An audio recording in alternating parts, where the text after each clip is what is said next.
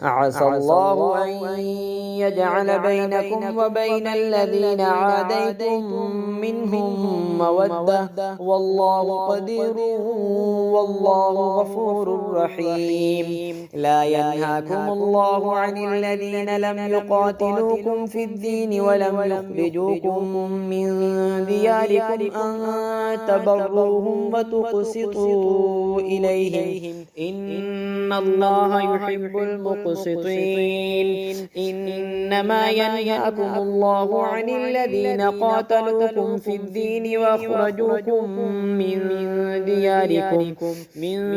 دياركم وظاهروا على إخراجكم أن تولوهم، ومن يتولهم فأولئك هم الظالمون. يا أيها الذين آمنوا إذا جاءكم المؤمنات مهاجرات فامتحنوهن، الله أعلم بإيمانهن، فإن علمتموهن مؤمنات فلا ترجعوهن إلى الكفار، لا هن حل لهم ولا هم يحلون لهن، وآتوهم ما أنفقوا، ولا جناح عليكم أن تنكحوهن إذا آتيتموهن أجورهن، ولا تمسكوا بعصم الكوافر واسألوا ما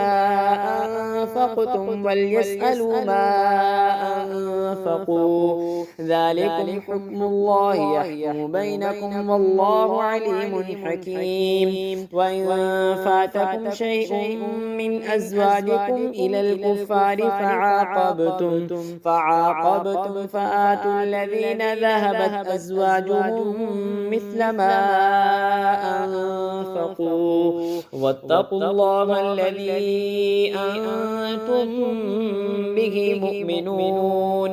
يا أيها النبي إذا جاءك المؤمنات يبايعنك على أن لا يشركن بالله شيئا ولا يسرقن ولا يزنين ولا يقتلن